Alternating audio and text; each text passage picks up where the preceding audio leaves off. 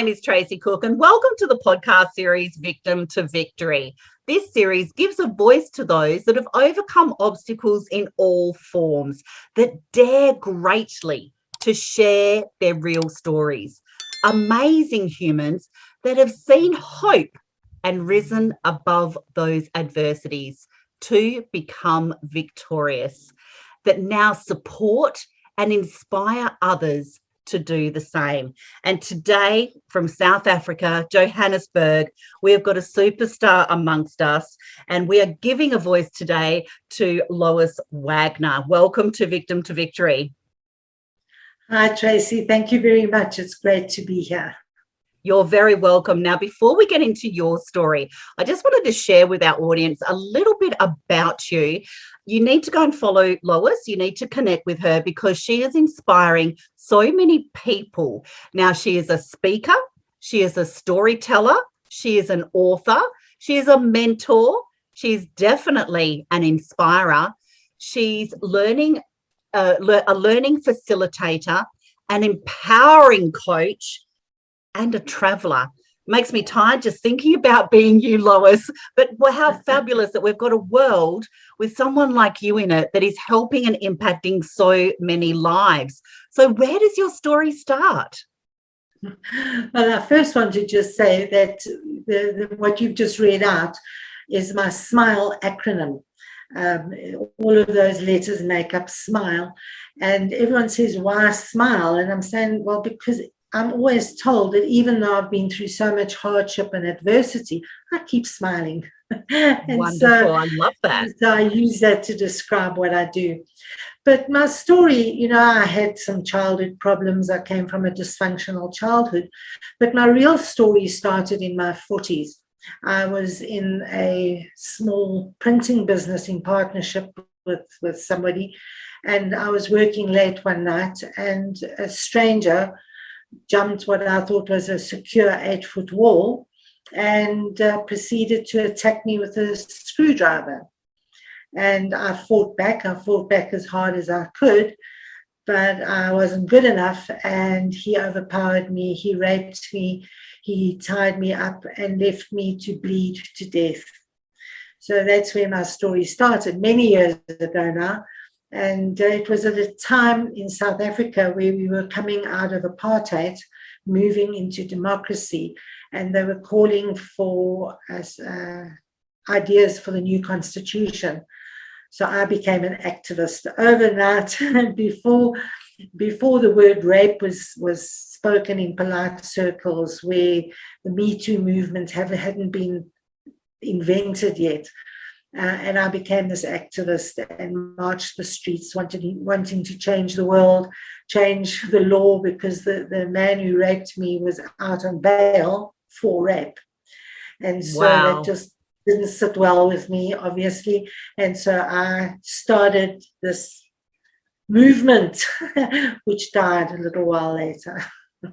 But isn't it fascinating though? And Lois, I'd love your ideas around this, that the most horrible things happen to people, and yet somehow they happen, and I wouldn't say for a reason, but they happen to do something greater sometimes.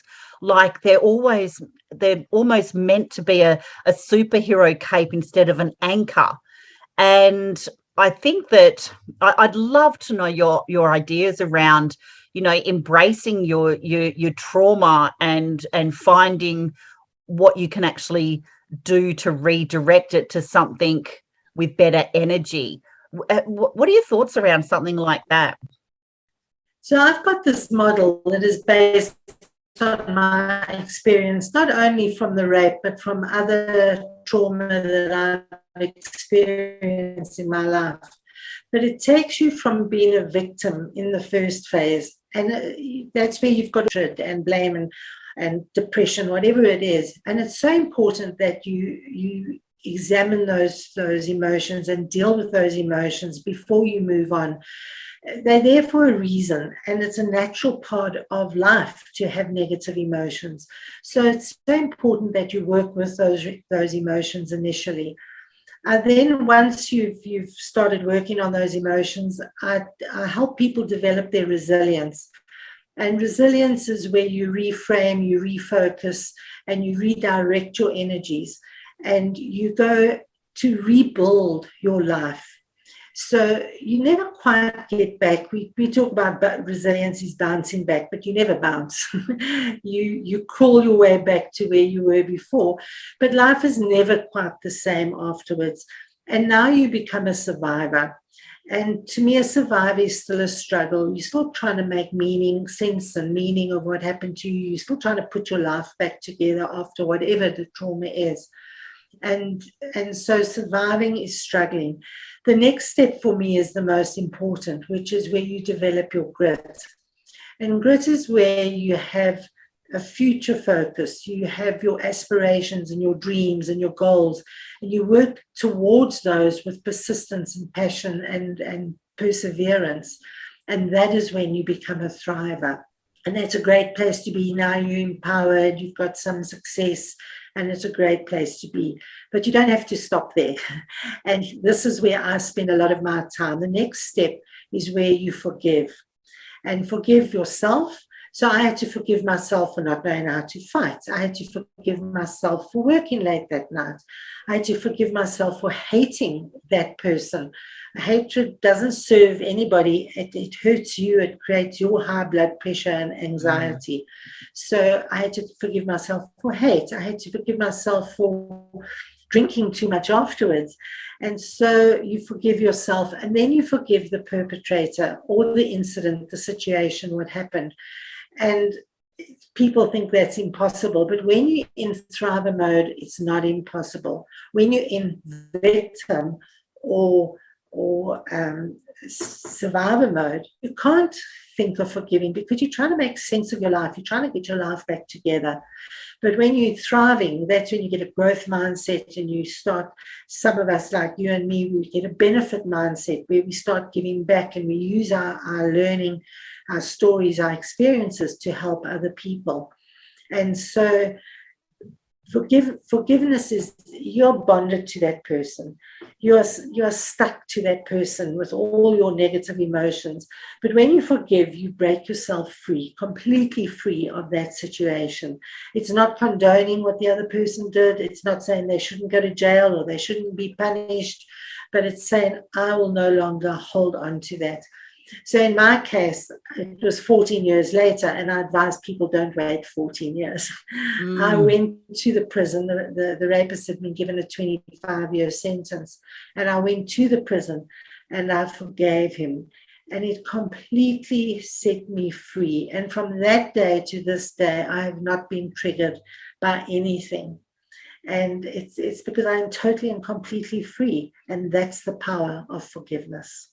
And you've taken back your control once you get to that that forgiveness, kind of almost the end of the self-healing, where your new chapter can begin as well. Because I think what a lot of people don't realize, and speaking to so many people that have been through, such a trauma, it's almost like a trauma bond, even though there's negative emotions attached to it. Would that be true, do you think? It's a difficult one. Yes, there is a bond. I wanted to change the world. So yes, I was bonded to that situation, not to the individual, but it just made me so angry that I wanted to change the world. So yeah, there is some kind of a link that holds you to that person. To demonstrate that was, I went to his parole hearing, and that's where I forgave him. And the authorities told me that they would tell me in 7 days if he got parole or not. And I just said, no, you won't tell me. I don't want to know. I don't need to know, because he no longer has any tie to me. There is no bond. There's no hold. I have completely let go of that individual. And whilst I don't forget, because I'm talking about it, you never forget, but it doesn't control me anymore. I control it. Yeah, definitely. So it's taking back our power, it's healing from within, and it's doing the steps. What would you say would be going through that process? And obviously you've discovered this process as well, and now others are benefiting from going through that process and going through that cycle and those programs that you actually facilitate and coach with as well. But what would you say would be some of the more common triggers almost that would actually impact on a day-to-day person going through something like that? Well, there's so many triggers. You can hear somebody else's story, the perfume, the smell of somebody, what the person was wearing. If it was an accident, you see the same car. So anything can actually trigger you. And in my case, he attacked me from behind. So if anybody walked behind me, it didn't matter where I was, I would get such a fright. Today, you can come behind me and go boo, and I'm actually okay with it. So triggers are everywhere. And you've got to release it so that you stop being triggered. And you can. I just get no triggers anymore. I get compassion and empathy for people who experience stuff, but it doesn't trigger me. It makes me feel sad for them, but I'm okay with it. So yeah, triggers are, and you can get rid of them right at the beginning when you're in that victim phase. And I just want to emphasize that everybody's journey is unique and everybody's time frame is different. So if it took me 14 years, I just say, don't wait 14 years, do it much quicker. You can do it much quicker. But everybody's journey is their own. And to know that you're not alone, whether you've got somebody like me as a coach, whether you've got a therapist, a family or friend, there's somebody there who can support you, and reach out. Don't go it alone. Go for support. That is some great advice. Very important. And also that the journey is not linear. You don't go victim, survivor, thriver, and freedom. You go up and down and backwards and forwards as you deal with each thing, because you might deal like I dealt with the hatred of that person, but I hadn't dealt with my own hatred for my drinking habits and my bad behaviors. So only that appeared later that I had to deal with that. So that is why it's not a straight journey. It's very convoluted. Definitely. Now, something yes, very important. I became that activist right at the beginning, and I was so brave and strong and changing the world, and everybody was so proud of me, and I was so proud of me. And 2 years later, I couldn't get up one morning. My back collapsed, and I had 2 back operations. Both of them failed. And I was told that I would never hike or scuba dive again, which were my 2 passions at the time, because I could never carry anything on my back. And so I lay in bed for 6 months. And until somebody said to me, Lois, it's all in your head. There's nothing wrong with you. You haven't faced your problems. You've put them behind you. You've put them behind you until your back can't carry it anymore and your back has collapsed. And wow, that was such an eye-opener, because I looked at it and I thought, because I didn't deal with those emotions at the beginning, because I was this person changing the world, it was now forcing me to look at those things. So I lay in bed. It was wonderful to be weak and pathetic and everyone running all over for me. But I had to then deal with those emotions of the fear and the anger and the hatred. And that's when I dealt with it. And I did some inner work. I went for 8 chiropractic treatments, and I did a 5-day hiking trail with a 29-kilogram backpack on my back. Wow. Because the journey starts in our mind, doesn't it? That's where it all starts, is just that one decision that we make with our mind can absolutely change everything. Now, I want to ask you as well. Now, if our audience is watching this on YouTube, if you're listening to the actual audio podcast, go and check out the visual on our YouTube channel, because we have Walking Without Skin picture in the background there, Lois. Can you explain a little bit about that? Well, that is the name of my podcast, my webpage, my Facebook page, and my book. So my book is my story. It's part memoir, part self-help guide. So it takes you. I started writing the book on the night it happened, it was written in journal format. So it's a blow-by-blow personal story, but I've interspersed it with reflections and learnings. So that people can see, yes, you're not alone. You all go through these same kind of emotions.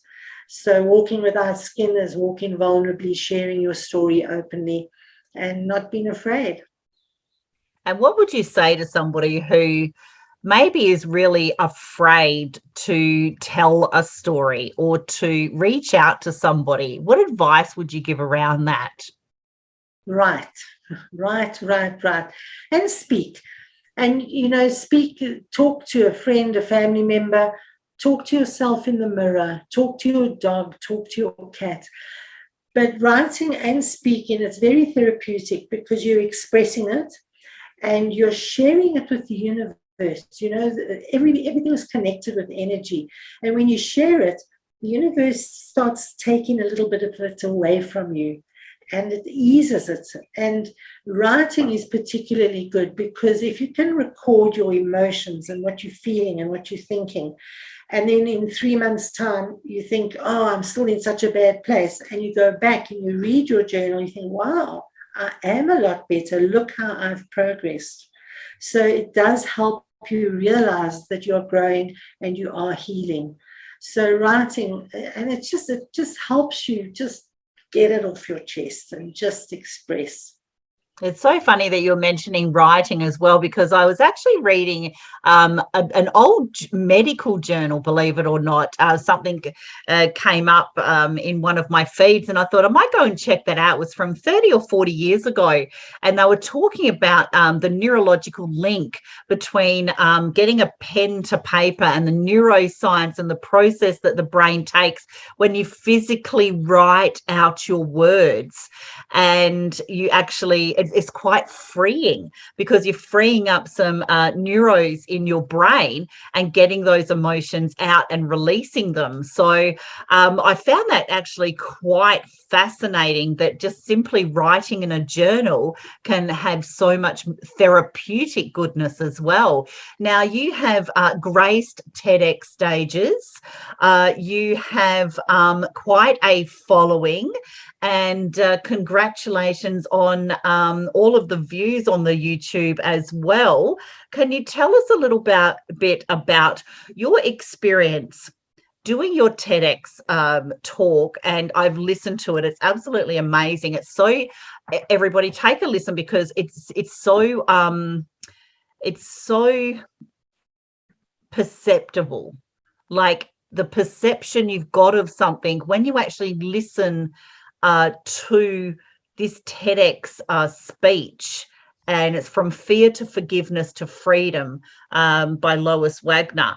When you actually listen to it, you will actually feel yourself perhaps changing some of your perceptions, maybe, which actually took me a little bit by surprise, because you delivered it in such a way that was so digestible and so relatable. So I urge our audience to go and check that out. Tell us a little bit about that experience as well, if you don't mind. Well, I'd done some speaking before, so it wasn't new to me to do it. And it wasn't an in-person one, unfortunately. It was a virtual one. So, yeah, I just, as I'm speaking to you now, I just told my story, but I did tell it. I did introduce it with a little bit of the actual event, which could be triggering for some people, because I explain exactly what happened to a point, and then I stop, and then the question mark. And it's so interesting because I never, even in my writing, I never spoke about the rape until some days afterwards, when I said, well, what is rape? The attack. I spoke about being attacked, but not about being raped. So it took me, I can't remember how long now, but it took me a while to actually say I was raped. and say, well, what is rape? What is it? And so I've actually got quite a passage in my book about my understanding of what rape is. So the TEDx talk was just sharing my story. And you're so brave in your vulnerability as well around that. And the world needs people like you, Lois, that are sharing their real stories, like their real strength through their vulnerability. And, feeling that sometimes fearful moment where you're telling your story and it doesn't get any easier telling it, but the impact that it has each time is really empowering and it's really inspiring. And I know that you're leading so many communities with your words at the moment as well, and you're impacting, and that's what we love here at Victim to Victory. And if you could leave our audience on a message today, what would that be? Well, just very quickly, I help people overcome their trauma. And then one day I thought, why am I doing this? We need to stop this trauma happening in the first place. And so I've created a program called Brave, which is teaching, it's aimed at teenagers mostly, but teaching them not to bully, not to harass, not to have gender-based violence. And so I want everybody to be brave. I've got an acronym around the letters of Brave. And so the message I want to leave with everybody is that they need to be brave, and those are the qualities that make you a better human being. There's no toxic behaviors. And I want you to be brave. I want you to forgive. And I've got easy tips on how to learn how to forgive. And I want you all to fly free. Oh, I love that. I love that. Fly free. Now, thank you very, very much for being brave to share your story. I just threw that word brave in there again for you, Lois.